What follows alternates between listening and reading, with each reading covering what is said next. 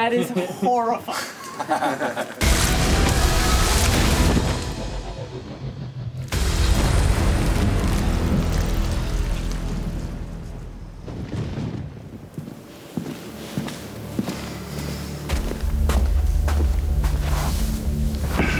Are we ready?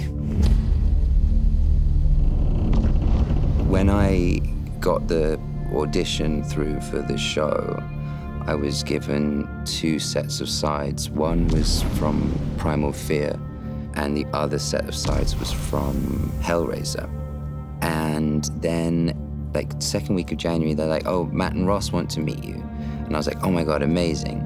I didn't speak, like, throughout the whole meeting, which is quite unusual for me, because I can be quite a chatterbox. We've been talking about it since season 1, that we wanted a villain that could actually speak to our characters, that could sort of vocalize their motives and their thoughts, and also to get into our characters' heads. It is time, Max. They just told me about the character, and they kept on saying, oh, we love your voice, we love your voice. And I was thinking, what do you mean you love my voice? Like, this is just how I talk. And then at the end, they showed me what they were sort of designing, the monster side of Henry as, or Vecna. And I just, like, my mouth fell to the floor. And I remember leaving the house and just, like, being like, that was so cool. That was so awesome. From what I knew of the character at that point, I had already felt so invested. So when they were like, hey, you got it, I was like, oh my God, that was like a sigh of relief. It was like tears. It was a big deal. And then from there on in, I was put into the room with Barrie Gower, and Barrie and Duncan were designing Vecna. So my name is Barrie Gower, and I'm the prosthetics designer for Stranger Things Season 4.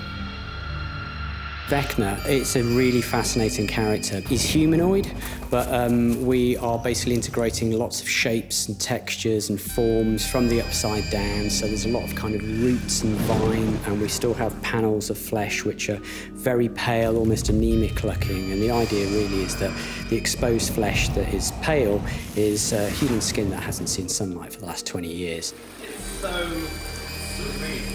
Once we had a life cast of Jamie, basically we want all the appliances, rather than having a rubber monster suit, we were designing it as a kind of a jigsaw puzzle, which gives us a lot more fluid sort of movements. We don't have much buckling, and it's like we have a really skin-tight sort of look. Well, I'm in love. The first thing that I started to think about was the physicality of this person. I knew that we were going to have these long fingers, and just move my fingers around really slow. I'm moving them fast now because I'm excited, but move my fingers around very slowly. But then imagine them kind of being out here like this. Matt and Ross were very clear that they wanted this large, distorted hand. When we started exploring the character and looking at the design of it, we were quite confident that we could do something practical by using mechanical finger extensions to extend Jamie's fingers 8 to 10 inches. So they are aluminium jointed finger extensions, and then it's a foam latex skin on the outside, which gives quite a nice, smooth, organic sort of feel.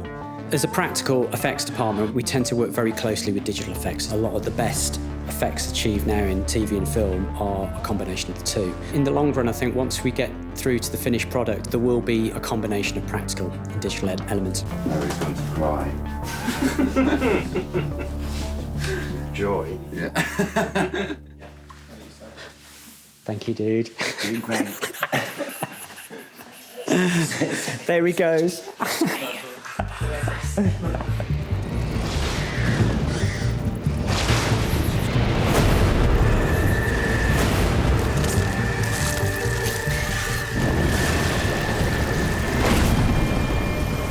Vecna is, chilling. Vecna understands us on a human level, and he understands us in our vulnerabilities and knows how to capitalize upon those to achieve exactly what he needs, and he will stop at nothing.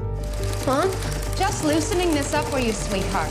You're going to look absolutely beautiful. Vecna essentially is targeting people who are experiencing some kind of grief, or there's, some troubles that are happening in their life, so they're emotionally vulnerable and fragile. I mean, it's the first time we've seen a threat that's so human. Because you've had the demogorgon and the mind flayer, but nothing quite like Vecna.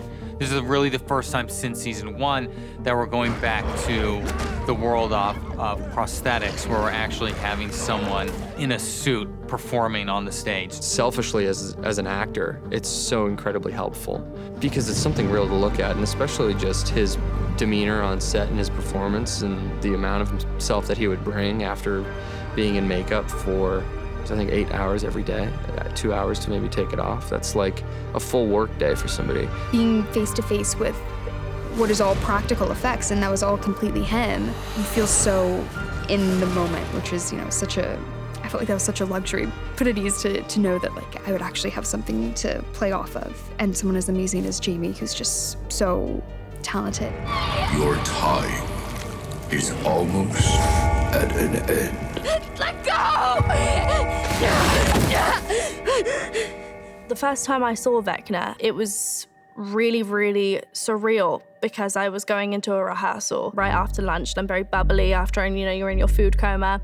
And I walked on and I saw him and he snapped his neck and looked at me. And I'm there and I'm like fully in it, like staring at people, grunting, growling, like pacing. And I looked at him and I was like, what is that? I didn't know. Like, I thought this was gonna be CGI. Like, I didn't know.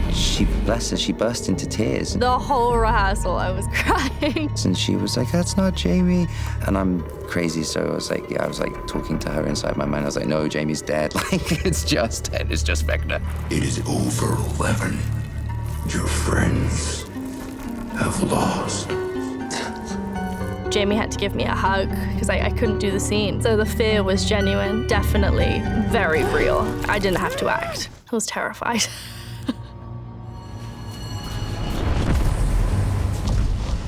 Vecna is not some sort of sea creature from the deep. His character is not chaos. This character is very sure and certain and attentive to everything that he's doing.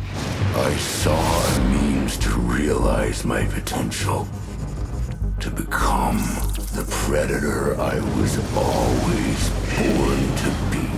He felt like he was lied to, as well as kind of ostracized from his family, isolated, alone. Combine all these things together with the rage that he feels, and all of a sudden it's this sort of catalyst for terrifying events. Tell her everything.